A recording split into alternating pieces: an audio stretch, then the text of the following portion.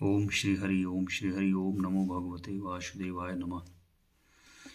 महदादि भिन्न भिन्न तत्वों की उत्पत्ति का वर्णन।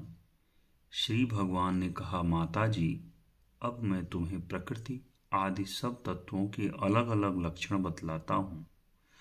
इन्हें जानकर मनुष्य प्रकृति के गुणों से मुक्त हो जाता है। आत्मदर्शन रूप ज्ञान ही पुरुष के मोक्ष का कारण है और वही उसकी अहंकार रूप हृदय ग्रंथि का छेदन करने वाला है, ऐसा पंडित जन कहते हैं। उस ज्ञान का मैं तुम्हारे आगे वर्णन करता हूँ। यह सारा जगत जिससे व्याप्त होकर प्रकाशित होता है, वह आत्मा ही पुरुष है। वह अनादि निर्गुण प्रकृति से परे अंतःकरण में स्फुरित होने वाला और स्वयं प्रकाश है। उस सर्वव्यापक पुरुष ने अपने पास लीला विलास पूर्वक आई हुई अव्यक्त और त्रिगुणात्मिका वैष्णवी माया को स्वेच्छा से स्वीकार कर लिया। लीला परायण प्रकृति अपने सत्वादि गुणों द्वारा उन्हीं के अनुरूप प्रजा की सृष्टि करने लगी।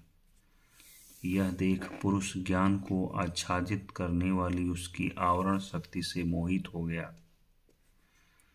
अपने स्वरूप को भूल गया। इस प्रकार अपने से भिन्न प्रकृति को ही अपना स्वरूप समझ लेने से पुरुष प्रकृति के गुणों द्वारा किए जाने वाले कर्मों में अपने को ही कर्ता मानने लगता है। इस कर्तृत्वाभिमान से ही अकर्ता, स्वाधीन, साक्षी और आनंद स्वरूप पुरुष को जन्म मृत्यु रूप बंधन एवं परतंत्राद की प्राप्ति होती है।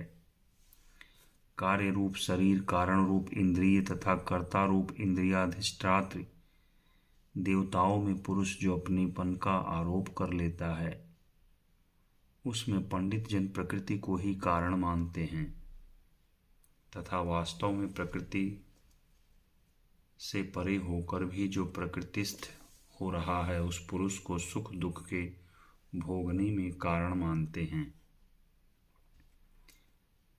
देवहूति ने कहा, पुरुषोत्तम, इस विश्व के स्थूल सूक्ष्म कार्य जिनके स्वरूप हैं तथा जो इसके कारण हैं, उन प्रकृति और पुरुष का लक्षण भी आप मुझसे कहिए। श्री भगवान ने कहा, जो त्रिगुणात्मक, अव्यक्त, नित्य और कार्य कारण रूप हैं तथा स्वयं निर्विशेष होकर भी संपूर्ण विशेष धर्मों का आश्रय है, उस प्रधान नामक तत्व को ही प्रकृति कहते हैं।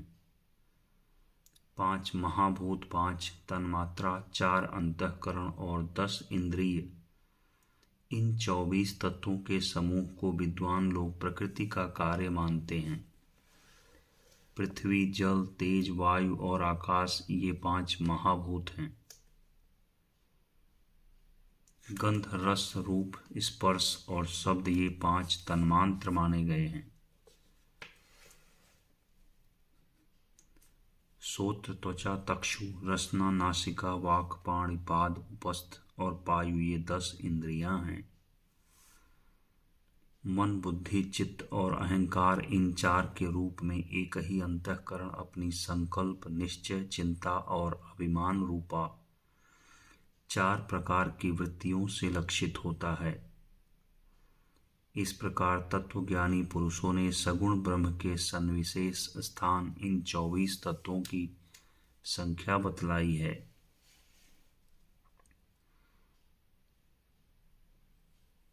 इनके सिवा जो काल है, वह 25वां तत्व है। कुछ लोग काल को पुरुष से भिन्न तत्व न मानकर पुरुष का प्रभाव अर्थात ईश्वर की संहारकारिणी शक्ति बताते हैं, जिससे माया के कार्य रूप देहादि आत्म तत्व का अभिमान करके अहंकार से मोहित और अपने को कर्ता मानने वाले जीव को निरंतर भय लगा रहता है। मनुपुत्री, जिनकी प्रेरणा से गुणों की साम्यावस्था स्वरूप निर्विशेष प्रकृति में गति उत्पन्न होती है, वास्तव में वे पुरुष रूप भगवान ही काल कहे जाते हैं। इस प्रकार जो अपनी माया के द्वारा सब प्राणियों के भीतर जीव रूप से और बाहर काल रूप से व्याप्त हैं, वे भगवान ही 25वें तत्व हैं।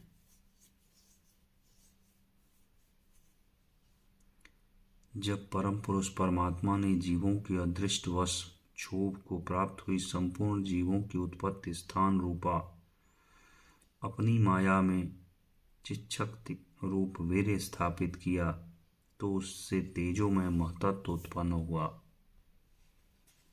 लय विक्षेपादि रहित तथा जगत के अंकुर रूप इस महतत्व ने अपने में स्थित विश्व को प्रकट करने के लिए अपने स्वरूप को आच्छादित करने वाले प्रलयकालीन अंधकार को अपने ही तेज से पी लिया।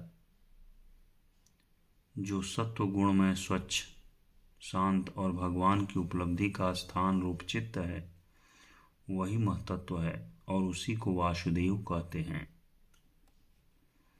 जिस प्रकार पृथ्वी आदि अपने अन्य पदार्थों के संसर्ग से पूर्व जल अपनी स्वाभाविक फेन तरंगादि रहित अवस्था में अत्यंत स्वच्छ, विकार शून्य एवं शांत होता है, उसी प्रकार अपनी स्वाभाविकी अवस्था की दृष्टि से स्वच्छत्व, अविकारित्व और शांतत्व ही वृत्तियों सहित चित्त का लक्षण कहा गया है। तदनंतर भगवान की वीर्य रूप चित्त शक्ति से उत्पन्न हुए महतत्व के विकृत होने पर उससे क्रिया शक्ति प्रधान अहंकार उत्पन्न हुआ। वह वैकारिक तेजस और तामस भेद से 3 प्रकार का है। उसी से क्रमशः मन, इंद्रियों और पंच महाभूतों की उत्पत्ति हुई। इस भूत, इंद्रिय और मन रूप अहंकार को ही पंडित जन साक्षात संकर्षण नामक सहस्र सिर वाले अनंत देव कहते हैं। इस अहंकार का देवता रूप से कर्तृत्व, इंद्रिय रूप से कर्णत्व और पंचभूत रूप से कार्यत्व लक्षण है तथा सत्वादि गुणों के संबंध से शांतत्व, घोरत्व और मूढ़त्व भी इसी के लक्षण हैं। उपर्युक्त 3 प्रकार के अहंकार में से वैकारिक अहंकार के विकृत होने पर उससे मन हुआ, जिसके संकल्प विकल्पों से कामनाओं की उत्पत्ति होती है। यह मनस्थ तत्व ही स्त्रियों के अधिष्ठाता अनिरुद्ध के नाम से प्रसिद्ध हैं। योगीजन शरत्वकालीन नील कमल के समान श्याम वर्ण वाले इन अनिरुद्ध जी की स्नेह स्नेह मन को वशीभूत करके आराधना करते हैं। साध्वी फिर तेजस अहंकार में विकार होने पर उससे बुद्धि तत्व उत्पन्न हुआ। वस्तु का स्फुरण रूप विज्ञान और इंद्रियों के व्यापार में सहायक होना, पदार्थों का विशेष ज्ञान करना, ये बुद्धि के कार्य हैं। वृत्तियों के भेद से संशय, विपर्यय, विपरीत ज्ञान, निश्चय, स्मृति और निद्रा भी बुद्धि के ही लक्षण हैं। यह बुद्धि तत्व ही प्रद्युम्न है। इंद्रियां भी तेजस अहंकार का ही कार्य हैं। कर्म और ज्ञान के विभाग से उनके कर्मेंद्रिय और ज्ञानेंद्रिय 2 भेद हैं। इनमें कर्म प्राण की शक्ति है और ज्ञान बुद्धि की। भगवान की चेतन शक्ति की प्रेरणा से तामस अहंकार के विकृत होने पर उससे शब्द तन्मात्र का प्रादुर्भाव हुआ। शब्द तन्मात्र से आकाश तथा शब्द का ज्ञान कराने वाली श्रोतेंद्रिय उत्पन्न हुई। अर्थ का प्रकाशक होना और ओट में खड़े हुए वक्ता का भी ज्ञान करा देना और आकाश का सूक्ष्म रूप होना, विद्वानों के मत में यही शब्द के लक्षण हैं।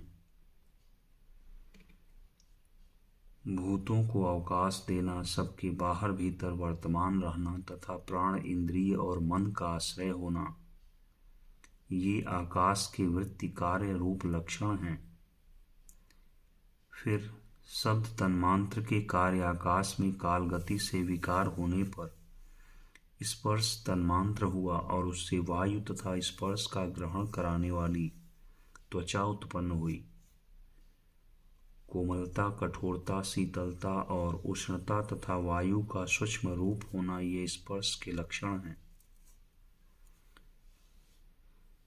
वृक्ष की शाखा आदि को हिलाना, तृणादि को इकट्ठा कर देना, सर्वत्र पहुँचना, गंधादि युक्त द्रव्य को घ्राणादि इंद्रियों के पास तथा शब्द को श्रोतेंद्रियों के समीप ले जाना तथा समस्त इंद्रियों को कार्य शक्ति देना, ये वायु की वृत्तियों के लक्षण हैं। तदनंतर दैव की प्रेरणा से स्पर्श तन्मांत्र विशिष्ट वायु के विकृत होने पर उससे रूप तन्मांत्र हुआ तथा उससे तेज और रूप को उपलब्ध कराने वाली नेतेंद्रिय का प्रादुर्भाव हुआ। साध्वी, वस्तु के आकार का बोध कराना, गौण होना, द्रव्य के अंगरूप से प्रतीत होना, द्रव्य का जैसा आकार, प्रकार और परिमाण आदि हो उसी रूप में उपलक्षित होना तथा तेज का स्वरूप भूत होना, ये सब रूप तन्मांत्र की वृत्तियां हैं। चमकना, पकाना, शीत को दूर करना, सुखाना, भूख प्यास पैदा करना और उनकी निवृत्ति के लिए भोजन एवं जलपान कराना, ये तेज की वृत्तियां हैं। फिर दैव की प्रेरणा से रूप तन्मांत्रमय तेज के विकृत होने पर उससे रस तन्मांत्र हुआ और उससे जल तथा रस को ग्रहण कराने वाली रसनेन्द्रियां उत्पन्न हुई। रस अपने शुद्ध स्वरूप में एक ही है, किंतु अन्य भौतिक पदार्थों के संयोग से वह कसैला, मीठा, तीखा, कड़वा, खट्टा और नमकीन आदि कई प्रकार का हो जाता है। गीला करना, मिट्टी आदि को पिंडाकार बना देना, तृप्त करना, जीवित रखना, प्यास बुझाना, पदार्थों को मृदु कर देना, ताप की निवृत्ति करना और कूपादि में से निकाल लिए जाने पर भी वहां बार बार पुनः प्रकट हो जाना, ये जल की वृत्तियां हैं।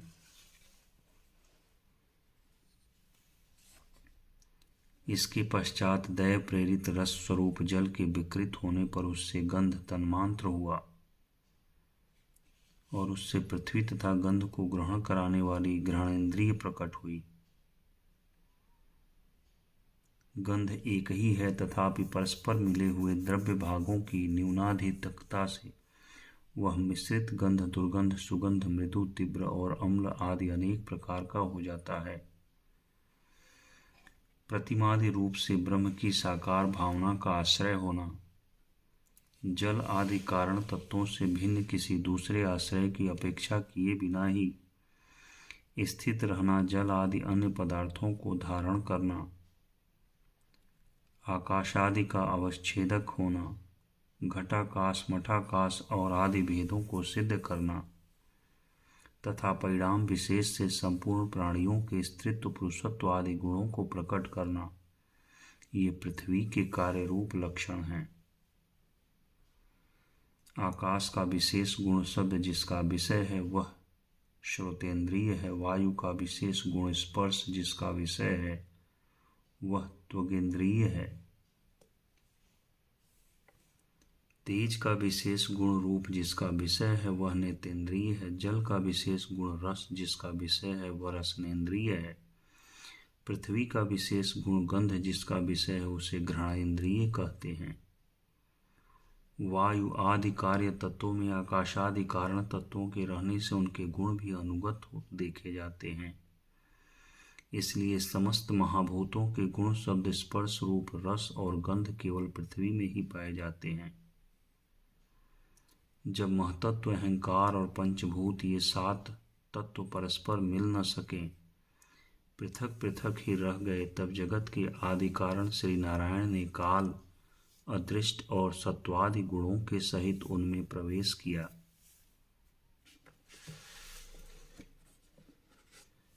फिर परमात्मा के प्रवेश से क्षुब्ध और आपस में मिले हुए उन तत्वों से एक जड़ अंड उत्पन्न हुआ। उस अंड से इस विराट पुरुष की अभिव्यक्ति हुई। इस अंड का नाम विशेष है। इसी के अंतर्गत से हरि के स्वरूप भूत 14 भुवनों का विस्तार है। यह चारों ओर से क्रमशः एक दूसरे से 10 गुने जल, अग्नि, वायु, आकाश, अहंकार और महतत्व इन 6 आवरणों से घिरा हुआ है। इन सब के बाहर 7वां आवरण प्रकृति का है। कारण में जल में स्थित उस तेजोमय अंड से उठकर उस विराट पुरुष ने पुनः उसमें प्रवेश किया और फिर उसमें कई प्रकार के छिद्र किए। सबसे पहले उसमें मुख प्रकट हुआ, उससे वाक इंद्रिय और उसके अनंतर वाक का अधिष्ठाता अग्नि उत्पन्न हुआ। फिर नाक के छिद्र नथुने प्रकट हुए, उनसे प्राण सहित घ्राण इंद्रिय उत्पन्न हुई। घ्राण के बाद उसका अधिष्ठाता वायु उत्पन्न हुआ। तत्पश्चात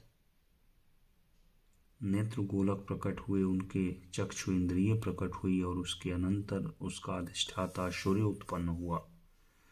फिर कानों के छिद्र प्रकट हुए, उनसे उनकी इंद्रिय स्रोत और उसके अभिमानी दिग् देवता प्रकट हुए। इसके बाद उस विराट पुरुष के त्वचा उत्पन्न हुई, उससे रोम, मूछ, दाढ़ी तथा सिर के बाल प्रकट हुए और उनके बाद त्वचा के अभिमानी औषधियां, अन्न आदि उत्पन्न हुई। इसके पश्चात लिंग प्रकट हुआ, उससे वीर्य और वीर्य के बाद लिंग का अभिमानी अपोदेय जल उत्पन्न हुआ। फिर गुदा प्रकट हुई, उससे अपान वायु और अपान के बाद तथा उसका अभिमानी लोकों को भयभीत करने वाला मृत्यु देवता उत्पन्न हुआ। तदनंतर हाथ प्रकट हुए, उनसे बल और बल के बाद हस्तेंद्रिय का अभिमानी इंद्र उत्पन्न हुआ। फिर चरण प्रकट हुए, उनसे गति गमन की क्रिया और फिर पादेंद्रिय का अभिमानी विष्णु देवता उत्पन्न हुआ। इस प्रकार जब विराट पुरुष की नाड़ियां प्रकट हुई तो उनसे रुधिर उत्पन्न हुआ और उससे नदियां हुई। फिर उसके उदर पेट प्रकट हुआ, उससे क्षुधा पिपासा की अभिव्यक्ति हुई और फिर उदर का अभिमानी समुद्र देवता उत्पन्न हुआ। तत्पश्चात उसके हृदय प्रकट हुआ, हृदय से मन का प्राकट्य हुआ, मन के बाद उसका अभिमानी देवता चंद्रमा हुआ। फिर हृदय से ही बुद्धि और उसके बाद उसका अभिमानी ब्रह्मा हुआ। तत्पश्चात अहंकार और उसके अनंतर उसका अभिमानी रुद्र देवता उत्पन्न हुआ।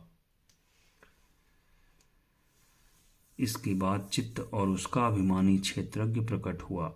जब ये क्षेत्रज्ञ के अतिरिक्त सारे देवता उत्पन्न होकर भी विराट पुरुष को उठाने में असमर्थ रहे तो उसे उठाने के लिए क्रमशः फिर अपने अपने उत्पत्ति स्थानों में प्रविष्ट होने लगे। अग्नि ने वाणी के साथ मुख में प्रवेश किया, परंतु इससे विराट पुरुष न उठा। वायु ने घ्राणेन्द्रिय के सहित नासा छिद्रों में प्रवेश किया, फिर भी विराट पुरुष न उठा। सूर्य ने चक्षु के सहित नेत्रों में प्रवेश किया, तब भी विराट पुरुष न उठा। दिशाओं ने श्रवणेन्द्रिय के सहित कानों में प्रवेश किया।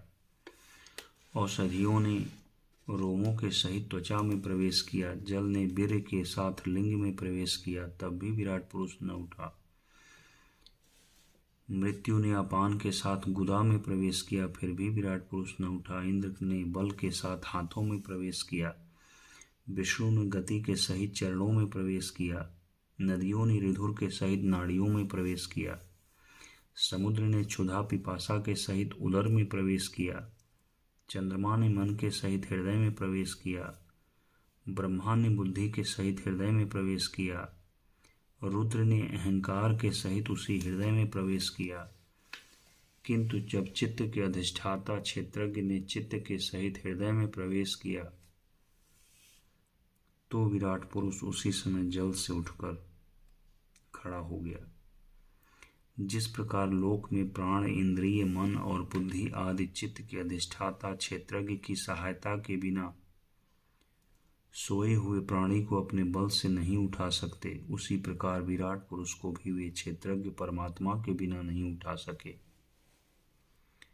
अतः भक्ति, वैराग्य और चित्त की एकाग्रता से प्रकट हुए ज्ञान के द्वारा उस अंतरात्म स्वरूप क्षेत्रज्ञ को इस शरीर में स्थित जानकर उसका चिंतन करना चाहिए। ओम श्री हरि। ओम नमो भगवते वासुदेवाय नमः। ओम नमो भगवते वासुदेवाय नमः।